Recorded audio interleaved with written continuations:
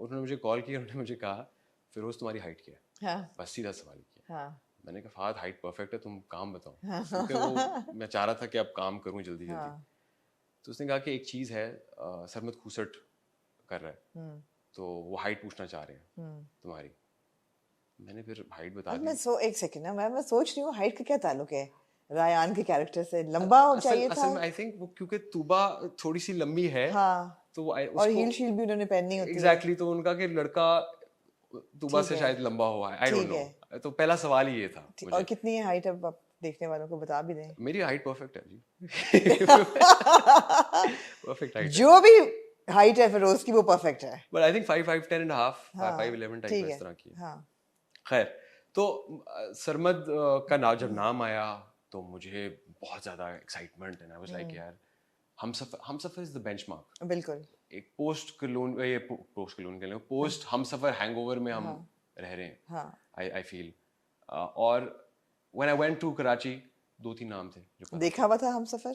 हमसफर देखा था जब मैं कराची शिफ्ट हुआ, हम्म पहले नहीं देखा हुआ था, बट नाम पता है, वो ग्लोबल फिनोमिनॉन हमसफर था।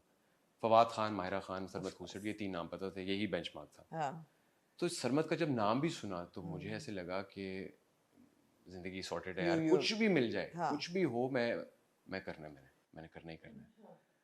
अब usually citrus calls you for ads, commercials के लिए करते हैं कॉल, तो मुझे लगा कि कोई कमर्शियल होगा। वो भी किया आपने बीच में, उसमें भी आते जी हैं। जी जी, आते हैं उसमें। तो मुझे जब उन्होंने भेजे, 2 सीन भेजे, उन्होंने कहा ये आप रिकॉर्ड करके भेज दें। मैंने पढ़े जब सीन, तो एक हॉस्पिटल का सीन था और एक था वो जो जब माया सुसाइड करने वाली होती है, वो तो वो आइकॉनिक सीन है। जी हाँ वो 2 सीन थे। तो मुझे लगा कि कोई किसी शौकत खानम टाइप या उस तरह का कोई एड है कि हॉस्पिटल का भी है और कोई जर्नी है किसी बंदे की, हाँ क्योंकि डेफिनेटली कोई एड फिल्म ही होगी ये, राइट। क्योंकि सिट्रस कॉल कर रहा है। हाँ तो मैंने भेज दी, ऐसी भेज दी, कोई इतना मैंने सोचा नहीं इस क्या बारे में। भेजी, ऑडिशन। ऑडिशन भेजा मैंने। राइट। मैंने 2 क्लिप्स रिकॉर्ड करके भेज दिए और मैं भूल गया फिर, क्योंकि सिट्रस से बहुत कॉल्स आती हैं आपको और आप को नहीं मिलता, आप भूल जाते हो। तो एक हफ्ते बाद मुझे कॉल आई कि यार आपका हो गया, आप सिलेक्टेड हो।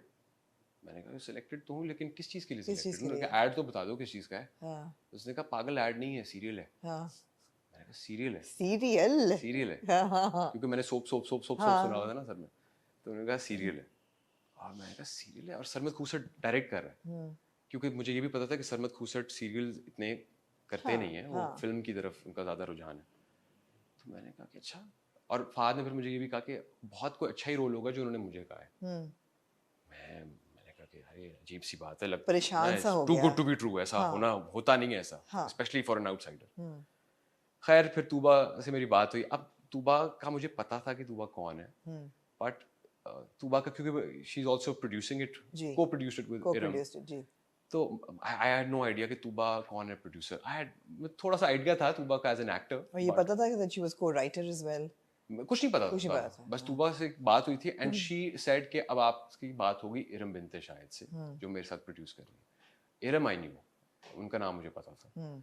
तो तब मुझे लगा कि अच्छा दिस इज समथिंग सीरियस, कुछ हो रहा है। हाँ ये कुछ सीरियस चीज़ है। हाँ then Iram called me and उन्होंने पूरा मुझे नरेट किया, कैरेक्टर बताया। उन्होंने वो 1 लाइनर पहले वो समरी भेजी पूरी, मैंने पूरी पढ़ी, वो रायान रायान रायान रायान रायान रायान लिखा हुआ है। एंड अब मुझे लग रहा है कि मैं रायान नहीं हूँ, हो नहीं सकता कि मैं रायान, मैं अपना कैरेक्टर, मैंने कहा चलो कहानी तो बहुत अच्छी लग रही है। और and then I called her and I said, उन्होंने कहा आपने पढ़ ली कहानी? मैंने कहा जी पढ़ ली। मैंने कहा बहुत अच्छी कहानी। तो मैंने कहा लेकिन मुझे ये समझ नहीं आ रही कि इसमें मेरा क्या काम है। तो उन्होंने कहा बेटा आप ही रायान। हाँ। अच्छा ऐसे भी होता है ऐसे क्योंकि मुझे लोगों ने कहा था ऐसे नहीं होता, ऐसे नहीं होता ऐसे है। नहीं होता, आपको कॉन्टैक्ट्स बनाने पड़ेंगे, लोगों के साथ उठना ऐसा ही बैठना सुना है। पड़ेगा। हाँ। अगर आप किसी बड़े प्रोड्यूसर या एक्टर के बच्चे नहीं हैं तो ऐसा नहीं होता। तो वो मुझे समझ ही नहीं आई कि यार ये कैसे हो सकता है। बट खैर it was something unbelievable honestly. Well done Sarmad, I have to say. जी जी, उसके बाद भी इनफैक्ट उसके बाद Sarmad audition me again, so मैंने 2 और ऑडिशन दिए फिर। So it wasn't like I was finalised. फिर उन्होंने मुझे कहा कि अब आपकी सरमद से डायरेक्ट बात होगी और आप यही जो आपने ऑडिशन भेजा था वो टेरेस वाला सीन हाँ वही आप फिर से करके भेजोगे and Sarmad sent me a voice note and said कि अच्छा do it as if you doped do it with a still face then send me a long shot it was a very extensive बहुत extensively उन्होंने मुझे किया तो I sent like I think 4-5 auditions मैंने किए then I went to meet him तब तक मुझे तो नहीं था कि मुझे शायद निकाल ही देंगे आती है obviously एक नए एक्टर को इस तरह के ख्याल आते हैं I went to meet him he's the sweetest guy honestly of course the sweetest and the most humble person I've ever come across honestly क्या आदमी है यार आई मेट हिम बहुत अच्छी कॉन्वर्सेशन हुई एंड उन्होंने 2-4 फिल्में दी मुझे देखने को उन्होंने कहा आप 2-3 फिल्म्स देखो जरा बताएं कौन सी थी वो एक उन्होंने कहा eternal sunshine of the spotless mind देखो amnesia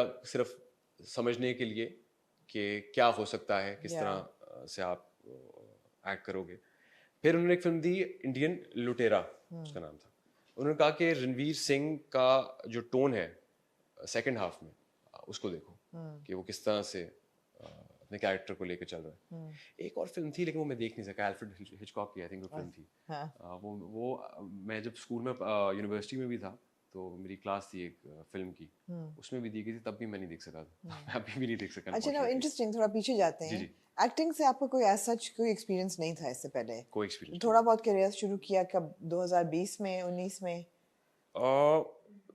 I was working in advertising. You were in advertising. I worked in advertising for 3 years. I graduated undergrad जब मैंने ख़त्म किया. I'm a very laid back person. बहुत ज़्यादा laid back हूँ मैं. तो मैं undergrad करके 1 साल वेलिया ही मारा था honestly. कुछ कर नहीं रहा था. तो एक लाहौर में बहुत लोग ये करते हैं. जी लाहौर का तो ये पेशा है. जी. तो और हम क्योंकि लाहौर से हम कह सकते हैं. बिल्कुल. तो एक साल कुछ नहीं किया. उसके बाद एक अपॉर्चुनिटी एक दोस्त छोड़ के जा रहा था एक MNC है एडवर्टाइजिंग में BBDO के नाम से. They work with PepsiCo.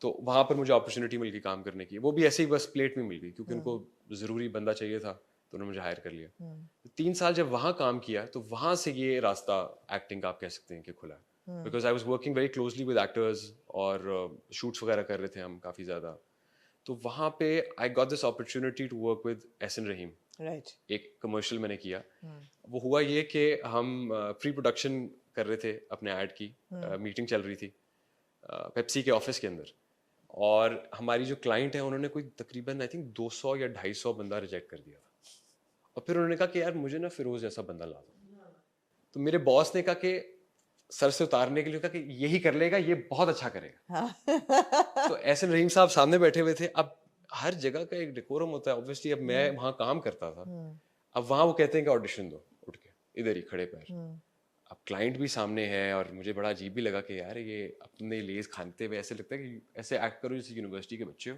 और तालियां मारते हुए सबको ऐसे एक्ट करो थोड़ा सा तो ऑब्वियसली झिझक आई मेरे अंदर पहले बट हो गया किसी तरह हो गया और उन्होंने कहा कि नहीं ये कर लेगा तो फनकारी थी आपके अंदर शुरू से आई थिंक सो मैं असल में बचपन में बहुत नकलें उतारता रहा हूँ फैमिली के अंदर फिर आधा पेशा तो वहीं पे जी फैमिली में सारी एक्सपर्टीज तो वहां से आ जाती है जी हाँ बिल्कुल सेंटर ऑफ अटेंशन बना के ना फैमिली मुझे बीच में बिठा लेती थी और पूरी रात में फैमिली मेंबर्स की नकलें उतारता रहता था you must not be a very popular person in the family नहीं जिनकी उतारता था उनको नहीं पता था अच्छा उनको नहीं पता था वही क्लोज फैमिली के अंदर से उतारा ठीक है लाइफ ऑफ द पार्टी फिर तो जी तो फर्स्ट एड मुझे इस तरह मिल गया कमर्शियल जब मैंने किया तो वहां पे जब कैमरा पहली बार फेस किया बड़ी टेम्पटेशन हो रही है मुझे कि इंडस्ट्री के कुछ लोगों की नकलें उतर रहा हूं लेकिन अरे नहीं अभी करियर शुरू हुआ है तो ऐसे पहले आप खत्म करवा देंगे